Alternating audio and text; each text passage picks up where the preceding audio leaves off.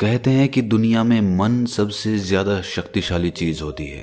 अगर किसी चीज को तुम पूरे मन से चाह लो तो तुम उसे हासिल कर सकते हो। ये मैं नहीं कहता, ये सभी महापुरुषों का कहना है। लेकिन अगर ये सत्य है, ये सच है, तो जो हम अपने मन से चाहते हैं वो हमें हासिल क्यों नहीं होता है? भाई, कोई भी इंसान अपने मन में दुख तो नहीं चाहेगा, लेकिन वो रहता तो दुखी है। हर इंसान अपने मन से तो कामयाब होना चाहता है, खूब पैसा कमाना चाहता है, लेकिन फिर भी वो कामयाब नहीं होता। भला ऐसा दुनिया में कौन इंसान होगा जो अपने मन में ये चाहेगा कि मैं नाकामयाब रहूं या मैं पैसा ना कमाऊं? सोचने की बात है। तो इसमें दो चीजें निकल के सामने आती हैं। या तो वो महापुरुष गलत थे जिन्होंने ये बात बोली कि मन से चाही हुई चीज हासिल हो जाती है, या फिर हम गलत हैं। आज की कहानी जो मैं आपको सुनाने वाला हूं, उसमें आपको एक ऐसा मंत्र मिलेगा। उसे समझने के बाद आपको एक ऐसा मंत्र पता चलेगा जिससे आप ये समझ पाएंगे कि अपने मन से कोई भी चीज कैसे करवाई जाती है, मन में किसी भी बात का बीज कैसे बोया जाता है। ये इस कहानी से आपको अच्छी तरह से समझ में आ जाएगा। और इससे आप ये भी समझ पाएंगे कि आकर्षण का नियम, लॉ ऑफ अट्रैक्शन कैसे काम करता है। कहानी छोटी सी है लेकिन बहुत ही गहरी है। इससे पहले कि आप इस कहानी में खो जाएं, इस चैनल को सब्सक्राइब जरूर कर लें। तो चलिए ये कहानी शुरू करते हैं। एक बार की बात है, एक आदमी के जीवन में सिर्फ दुख ही दुख थे। वो जो भी काम करता, उस बेचारे का वो काम पूरा ही नहीं होता। घर में आता तो घर में कलेश बना रहता, किसी से कोई मदद मांगता तो कोई उसकी मदद नहीं करता। ऐसा लगता था कि चारों ओर से दुखों का पहाड़ उसी पर टूट पड़ा है। उसे समझ नहीं आ रहा था कि मैं इन दुखों से पार कैसे पाऊं। वो दिन रात यही सोचता रहता कि अपने दुखों से छुटकारा कैसे पाना है। इसी कारण से वो रात में सो भी नहीं पाता था। उसकी आंखों के नीचे बड़े बड़े काले घेरे बन गए थे, जो इस बात का प्रतीक थे कि वो आदमी कितना दुखी है और कितना चिंतित है। कभी कभी तो उसके मन में आत्महत्या करने के भी ख्याल आते थे, लेकिन अपने परिवार की चिंता करके वो ये कदम नहीं उठा पाता था। वो इतना दुखी हो गया कि उसने निर्णय किया कि वो इन दुखों से छुटकारा पाके रहेगा।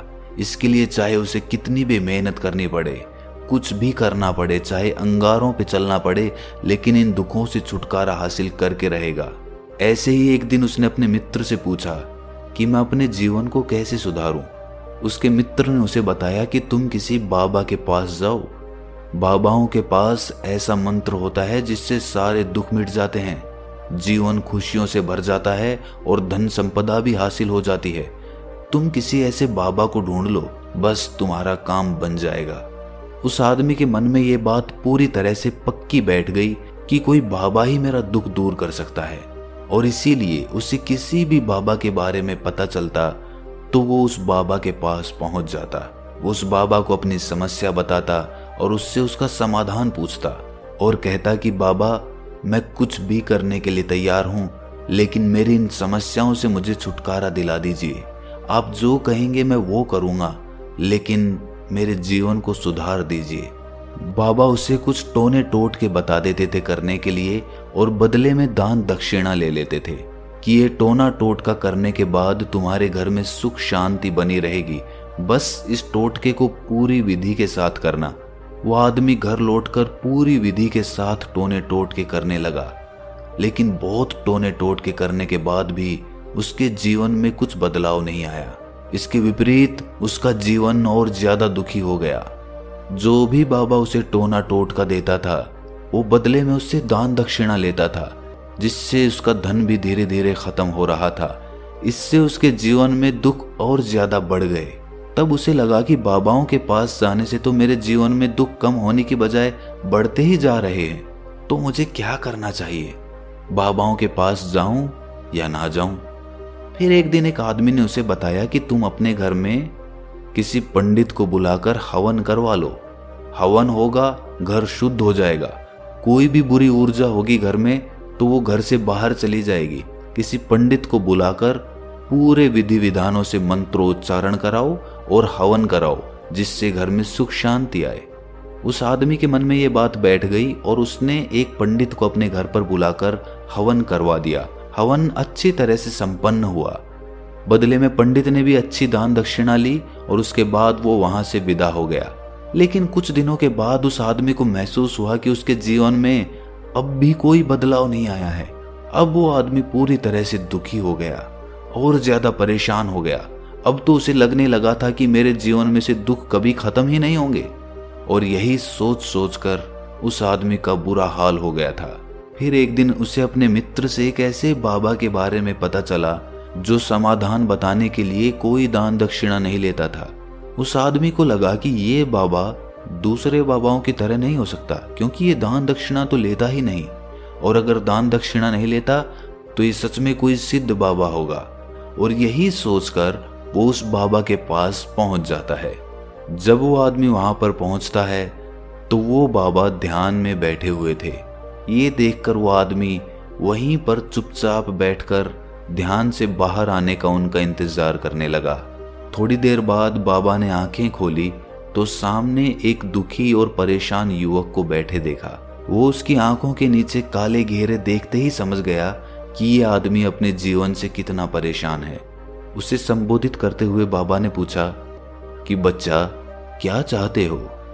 बाबा के पास क्या लेने आए हो? उस आदमी ने कहा कि बाबा, मैं अपने जीवन से बहुत परेशान हूं। मैंने इन दुखों को दूर करने के लिए बहुत सारे रास्ते अपनाए। हर वो तरकीब करके देखी जो किसी बाबा ने मुझे बताई, हर वो काम किया जो किसी भी इंसान ने मुझसे करने को कहा, लेकिन मेरे जीवन में दुखों में कोई कमी नहीं आई। बाबा, इसके विपरीत मेरे जीवन में दुखों में बढ़ोतरी हो गई। मुझे समझ नहीं आ रहा है कि मैं क्या करूं। कभी कभी तो मैं आत्महत्या करने की सोचता हूं, लेकिन अपने परिवार की सोचकर मैं ये कदम नहीं उठा पाता। मैंने आपके बारे में बहुत सुना है बाबा, और मैं बहुत उम्मीद के साथ आपके पास आया हूं। कृपया करके मुझे कोई ऐसा मार्ग बताएं जिससे मुझे अपने दुखों से छुटकारा मिल जाए। मैं अपने दुखों से छुटकारा पाने के लिए कुछ भी करने को तैयार हूं। आप मुझे कोई भी रास्ता बताएं, चाहे वो रास्ता कितना भी कठिन क्यों ना हो, मैं उसको पार करके रहूंगा। बाबा ने महसूस किया कि आदमी तो सच में बहुत परेशान है। बाबा ने उसकी बात सुनकर कहा कि बच्चा, दुखों को दूर करने के लिए मंत्र ऐसे ही नहीं मिलते। मंत्र पाने के लिए कुछ करना पड़ता है। तुम कुछ कर सकते हो? ये सुनकर पहले तो उस आदमी ने सोचा कि ये बाबा भी मुझसे दान दक्षिणा ही मांगेंगे, लेकिन और कोई रास्ता ना पाकर उस आदमी ने कहा कि बाबा, आपको जितनी भी दान दक्षिणा चाहिए मैं देने के लिए तैयार हूं, लेकिन आपका मंत्र सच्चा होना चाहिए, वो पूरा होना चाहिए, उसका फल मुझे मिलना चाहिए। उसके बाद मैं आपको जो भी दान दक्षिणा लेना चाहते हो वो दे दूंगा। बाबा ने कहा कि दान दक्षिणा तो बहुत छोटी सी चीज है, मुझे वो नहीं चाहिए। इस पर वो आदमी सोच विचार करके बोला, तो बाबा, मैं अंगारों पे भी चलने के लिए तैयार हूं, आप मुझे बस आज्ञा दीजिए। बाबा ने कहा कि अंगारों पे चलने वाली छोटी चीज मैं तुमसे नहीं कराने वाला। मैं जो तुमसे कराने वाला हूं वो बहुत कठिन मंत्र है, उसे पूरा कर पाओगे? बाबा ने कहा कि बाबा, आप मुझे बताइए तो सही, मुझे करना क्या होगा, मैं कुछ भी करने को तैयार हूं। इस पर बाबा ने उसे कहा कि यहां से जब तुम अपने घर जाओ तो रास्ते में अपने मन में ये दोहराते जाना कि मैं सुखी हूं, मैं सुखी हूं, मैं सुखी हूं।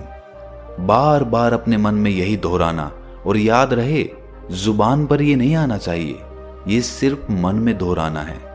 ये सुनकर वो आदमी बोला, बाबा, बस इतनी सी बात, ये तो मैं चुटकी बजा के कर लूंगा, लेकिन इससे होगा क्या? बाबा बोले कि इस मंत्र को करके देखो, वैसे भी तुमने इतने बाबाओं के मंत्र किए हैं, तो इस मंत्र को भी करके देख लो।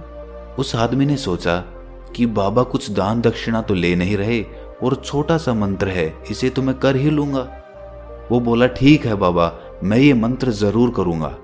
वो आदमी ये कहकर वहां से उठकर चलने लगा, लेकिन जैसे ही वो चलने लगा, पीछे से बाबा ने बोला कि बच्चा, एक बात याद रखना, जब तुम ये मंत्र अपने मन में दोहराओ तो तुम्हारे मन में बंदर के विचार नहीं आने चाहिए, बंदर का ख्याल भी नहीं आना चाहिए, तो ही ये मंत्र सिद्ध होगा। वो आदमी बोला, मुझे तो आज तक बंदर का कोई विचार नहीं आया, तो अब क्यों आएगा? आप चिंता मत करिए बाबा, मैं बस मन में यही दोहराऊंगा कि मैं सुखी हूं, मैं सुखी हूं। इसके अलावा बंदर का कोई विचार मेरे मन में नहीं आएगा। ये कहकर वो आदमी वहां से चल दिया।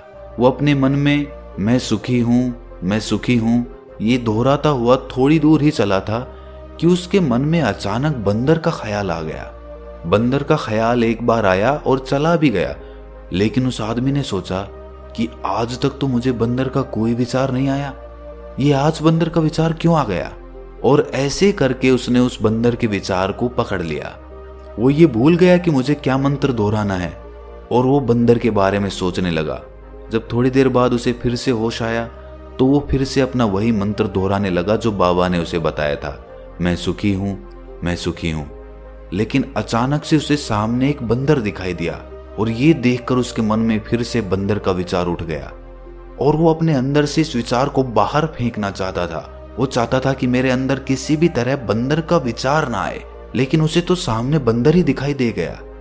ऐसे ही जद्दोजहद करते करते वो घर पे पहुंचा और घर पे पहुंचने के बाद अपनी पत्नी को कहा कि हे बंदरिया, मुझे खाने में बंदर परोस दो। और जब उसे एहसास हुआ कि उसने क्या बोल दिया तो वो अपने बाल नोचने लगा। वो दीवारों में सर मारने लगा कि आज तक मुझे बंदर का कोई विचार नहीं आया और आज मुझे ये क्या हो गया है कि मुझे हर जगह बंदर ही बंदर नजर आ रहे हैं, ये कैसी माया है। यही सोच सोच कर वो आदमी रात भर सो नहीं पाया।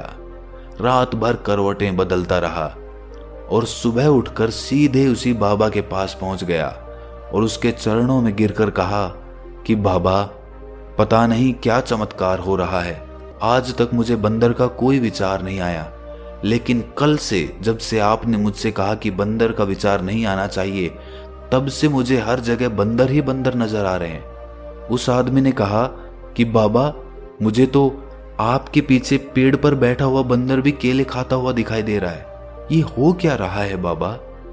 ये सुनकर बाबा हंसने लगे।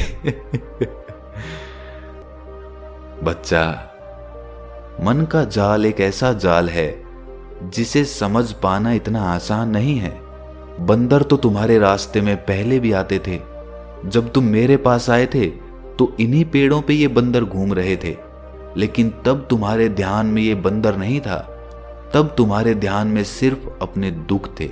इसके बाद बाबा ने उसे बताया कि बच्चा, हम जिस चीज से भी दूर भागना चाहते हैं वही चीज हमारे मन में बहुत गहरे में प्रविष्ट हो जाती है, वो हमारे अंतर मन में समा जाती है। असल में हम जिस चीज से भी छुटकारा पाना चाहते हैं उससे छुटकारा इसीलिए पाना चाहते हैं कि वो हमारे साथ बहुत गहरे से जुड़ी हुई है, और हम जितना ही उससे छुटकारा पाना चाहते हैं वो उतनी ही गहरी हमारे मन में बैठती चली जाती है और आखिरकार वो हमारे अंतर मन में छा जाती है। ऊपर से तो हम चाहते हैं सुखी होना कि मैं सुखी हूँ, सुखी हूँ, हमारे होंठ भी यही बोलते रहते हैं, लेकिन हमारे मन में दुख समाये होते हैं। हमारे विचारों में, हमारे मन में हमें दुख ही दुख दिखाई देते हैं। इसीलिए अपनी जुबान से बार बार ये बोलने से कि मैं सुखी हूँ, मैं सुखी हूँ, हम सुखी नहीं होंगे जब तक ये मंत्र हमारे अंतर मन में प्रविष्ट नहीं होगा। इस पर उस आदमी ने पूछा कि बाबा, लेकिन ये मंत्र हमारे अंतर मन में प्रविष्ट कैसे होगा।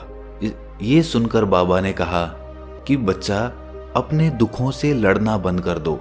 जब तक तुम अपने दुखों को दूर करने की सोचते रहोगे तब तक वो दुख तुमसे चिपके रहेंगे, तब तक वो दुख तुम्हारे अंतर मन पर अपना राज जमाए बैठे रहेंगे। और जिस दिन तुम उन दुखों के बारे में सोचना ही छोड़ दोगे, उन दुखों से छुटकारा ही नहीं पाना चाहोगे, उसी दिन से तुम्हारी जिंदगी से दुख गायब हो जाएंगे। क्योंकि किसी भी चीज से छुटकारा पाने के लिए हमें उस चीज के बारे में सोचना पड़ता है, और हम जितना ही उस चीज के बारे में सोचते हैं वो उतनी ही गहरी हमारे मन में प्रविष्ट होती चली जाती है। हम अधिकतर समय दुखों के बारे में ही सोचते हैं। हम यही सोचते हैं कि हमारे जीवन में दुख है और हमें इससे छुटकारा पाना है। इसी वजह से बार बार सोचने से वो दुख हमारे अंतर मन में प्रविष्ट हो जाते हैं और हमें एहसास भी नहीं होता। इसीलिए अगर तुम दुखों से छुटकारा पाना चाहते हो तो दुखों से छुटकारा पाने के बारे में सोचना छोड़ दो तुम्हें दुखों से छुटकारा मिल जाएगा। अक्सर आदमी धूम्रपान छोड़ना चाहता है, शराब छोड़ना चाहता है, सुबह अपने आप से ये वादा करता है कि मैं कोई भी गलत काम नहीं करूंगा, लेकिन शाम को जब लौटता है तो नशे में चूर होकर लौटता है। ऐसा क्यों होता है कि जो हम सोच रहे हैं वो पूरा कर ही नहीं पा रहे हैं? असल में हम उस चीज को बहुत ज्यादा तवज्जो दे रहे हैं, उस चीज को बहुत ज्यादा अहमियत दे रहे हैं। जब भी हम उस चीज को छोड़ने के बारे में सोचते हैं तो हम उसकी इम्पोर्टेंस यानी कि विशेषता और ज्यादा बढ़ा देते हैं। हमारा मन उस चीज के बारे में जितना ज्यादा सोचेगा, शराब या धूम्रपान छोड़ने के बारे में जितना ज्यादा सोचेगा, हमारा मन उतना ही उस चीज के पीछे ज्यादा भागेगा। हमें उस चीज से लड़ना नहीं है, बल्कि बिना सोचे गुजर जाना है। और अगर इस मंत्र को हम समझ लेते हैं तो हम अपने जीवन में जो भी पाना चाहते हैं उसे अपने अंतर्मन में डाल सकते हैं। और एक बार वो लक्ष्य हमारे अंतर्मन में बैठ जाता है तो फिर सफलता पाने में कोई समस्या नहीं आती, कोई दिक्कत नहीं आती। तो दोस्तों, कैसी लगी आपको ये कहानी कमेंट सेक्शन में ज़रूर बताएं, और अच्छी लगी तो इस चैनल को सब्सक्राइब करना ना भूलें। तो मिलते हैं अगली कहानी में, तब तक के लिए